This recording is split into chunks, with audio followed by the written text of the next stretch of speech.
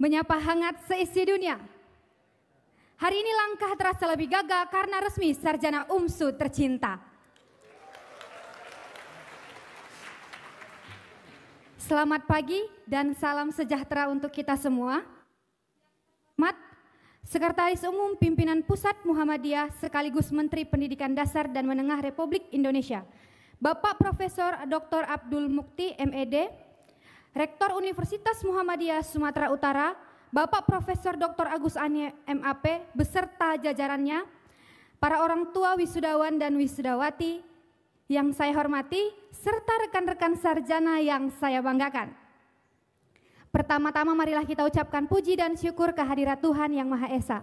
Karena berkat kasih dan karunia-Nya kita dapat melaksanakan kegiatan yang penuh makna ini. Di acara wisuda kita ini bukanlah sekedar seremoni, tapi tanggung jawab atas gelar yang kini melekat di belakang nama kita. Saya Laura Amandasari dari Fakultas Hukum, izinkanlah saya mewakili teman-teman wisudawan dan wisudawati menyampaikan sepatah dua kata dalam momen yang bahagia ini.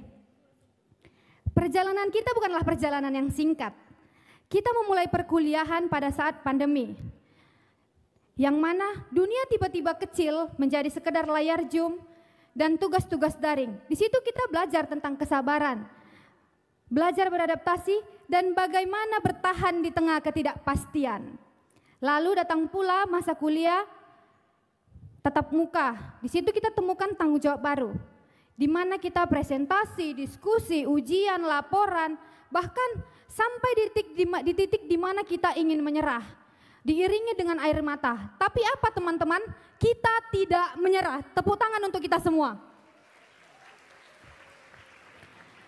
Bapak, Ibu, dan teman-teman yang saya hormati, saya Laura Amandasari adalah seorang mahasiswi Kristen Protestan. Di sini saya bukan mewakili diri saya sendiri tentunya, tapi juga ingin menyuarakan kisah saya yang saya yakin mewakili teman-teman sekalian, kisah tentang perjuangan, penerimaan, dan keyakinan tentunya. Saat saya memutuskan untuk masuk kuliah, sebenarnya saya sudah mendapatkan beasiswa di salah satu universitas Tangerang Selatan. Namun, dengan penuh cinta saya yang sedikit posesif, menyuruh saya untuk memilih kuliah di Pulau Sumatera dengan akreditasi terbaik. Hal ini sejalan teman-teman seperti apa yang dikatakan oleh guru saya semasa sekolah. Jika ingin kuliah, pilihlah universitas dengan akreditasi A, agar tidak downgrade katanya. Maka pilihan saya jatuh kepada Universitas Muhammadiyah Sumatera Utara. Namun teman-teman, tidak dipungkiri ada rasa was-was yang saya rasakan ketika saya mengikuti Masta Kolosal IMM. Waktu itu saya lakukan daring dan saya sempat bengong. Lah serius, seperti ini dunia kuliah. Semua terlihat begitu islami. Penuh nuansa dakwah, jargon-jargon pergerakan.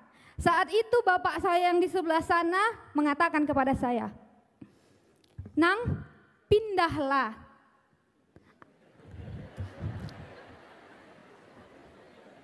Atau istirahat setahun, gak apa-apa. Bapak lebih sayang sama mentalmu, nanti kau dikucilkan boru. Waktu itu saya tersenyum tipis. "Pak, coba dulu." Kayak gitu saya tanggapinya.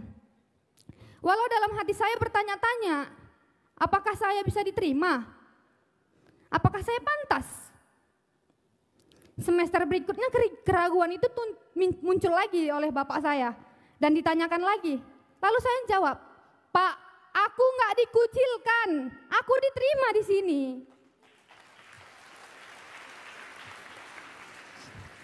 Dan memang benar, kekhawatiran saya pelan-pelan itu terbukti. Karena apa? Saya diterima memang, dan bapak saya mulai memahami bahwa di sini tidak ada ruang untuk diskriminasi. Saya justru menerima dengan tangan terbuka dan hati yang merangkul. Saya tidak pernah menyangka teman-teman dan Bapak Ibu sekalian, saya dipercaya sebagai sekretaris komunitas peradilan semu memimpin 17 anggota sebagai Ketua Delegasi Nasional Moot Court Competition, menjadi pemateri sekaligus coaching di Universitas Asahan. Namun yang paling membekas teman-teman yang saya rasakan di UMSU ini adalah ikut program wakaf Al-Quran di bulan Ramadan tahun 2024. Bagi saya teman-teman, ini bukan pengalaman lintas iman saja, tapi bagaimana kita belajar tentang kebersamaan, toleransi, dan kemanusiaan. Sebab pada akhirnya yang paling dikenang adalah bukan pencapaian atau kebaikannya, tapi kebaikan yang tertinggal saat kita pergi tentunya. Jika teman-teman pernah mendengar kalimat toleransi, di kampus kita ini bukan hanya sebuah jargon, tapi nilai indah yang diimplementasikan oleh Universitas Muhammadiyah Sumatera Utara.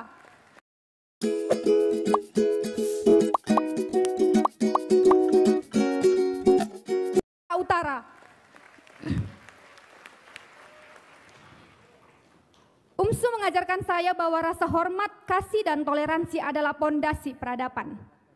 Karena sampai detik ini saya wisuda, saya masih sebagai seorang Kristen Protestan di tengah-tengah ramainya wisudawan Muslim di Universitas Muhammadiyah Sumatera Utara. Teman-teman, saya percaya kata-kata dari Tan Malaka, idealisme adalah kemewahan terakhir yang hanya dimiliki oleh pemuda. Oleh karena itu saya yakin dan percaya teman-teman semua sudah menggunakan idealisme itu untuk menuntut ilmu di UMSU kita tercinta. Yang mana kita sudah menggunakan apa yang difasilitasi oleh fakultas dan universitas seperti organisasi, OKM, Ormawa. Kita belajar mendengar, berdamai, berdebat, bahkan memimpin. Teman-teman, UMSU ini bukan sekedar tempat menuntut ilmu, tapi tempat menumbuhkan nilai dan karakter. Untuk itu, izinkanlah saya ucapkan terima kasih yang sedalam-dalamnya untuk Bapak Rektor Profesor MAP atas kepemimpinan yang meneduhkan dan visi yang besar membawa UMSU menjadi rumah bagi semua anak bangsa apapun latar belakang dan keyakinannya. Bapak bukan hanya membangun kampus dengan fasilitas hebat, Pak, tapi Bapak juga mampu menanamkan jiwa kemanusiaan dan kebangsaan. Kepada para dekan dan dosen, terima kasih atas ilmu yang tak ternilai, teguran yang mendidik, kritik yang membangun, dan perhatian yang tulus. Semua itu adalah warisan yang akan kami bawa kemanapun kami melangkah. Alma mater tercinta yang akan kami jaga dengan integritas dimanapun kami berada. Dan tentu, terima kasih kepada teman-teman seperjuangan. Terima kasih sudah menjadi rumah dalam bentuk manusia. Kita mungkin berbeda kelas, program studi, bahkan berbeda agama tentunya. Tapi ketika dalam perjuangan kita sama. Dan persahabatan itu akan tetap saya kenang, bahkan ketika masa perkuliahan tinggal hanya dalam kenangan. Hari ini kami pamit sebagai mahasiswa, tapi kami berjanji Bapak Ibu, kami akan kembali menjadi alumni yang membawa nama baik Universitas Muhammadiyah Sumatera Utara. Buat teman-teman seperjuangan, selamat. Jangan lupa dari mana saudara berangkat, jangan pernah berhenti belajar. Jangan takut berbeda apabila kebenaran ada di pihak kita, karena di luar sana dunia sedang menunggu kita untuk berkarya. Akhir kata, kepada orang tua dan keluarga, terima kasih atas doa dan bimbingannya yang tak pernah putus, Pak. Peluk yang tak pernah hilang, dan pengorbanan yang sering tak terlihat. Tapi Bapak selalu menjadi cahaya dalam setiap langkah kami. Terima kasih Pak sudah menguliakan kami. Dan saya selalu ingat kalimat yang membuat saya tenang teman-teman ketika berkuliah di UMSU ini adalah Bapak saya mengatakan, "Unang pikir baru sangat dia baik kau jadi sarjana.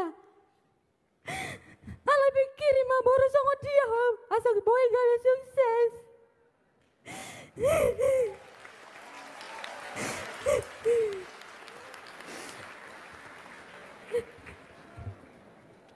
artinya adalah jangan pikirin baru kayak mana kau bisa kubuat jadi sarjana. Tapi pikirlah kayak mana biar kau lebih sukses dari bapakmu ini.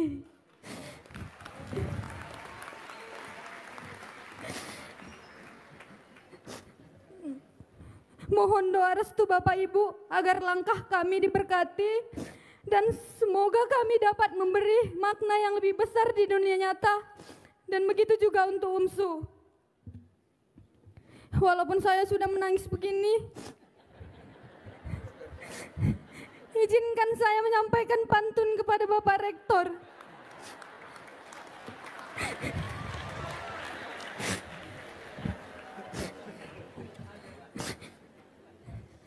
Dari Klaten ke Argentina, tidak lupa ke kota Kudus. Agar si Kristen ini tidak kemana-mana, ada KS2 beasiswa Pak sampai lulus.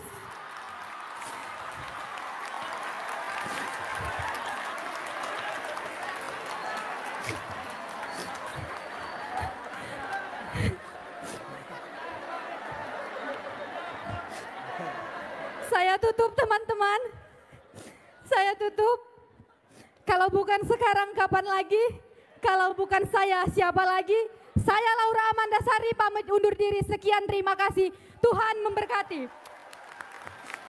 Iya, shalom teman-teman semua. Terima kasih sudah menonton video ini dan kiranya video ini bisa menjadi pelajaran bagi kita semua untuk bisa kita teladani ya. Bagaimana seorang wanita yang wisudawati teman-teman ya di Universitas Muhammadiyah Sumatera Utara, yang dimana dia seorang Kristen dan dia bisa masuk ke sana teman-teman ya, dan kampus juga terbuka untuk orang-orang yang berbeda agama ya dengan mereka ya, khususnya Kristen dan mungkin ada dari suku lain, dari agama lain yang melanjutkan studinya di UMSU.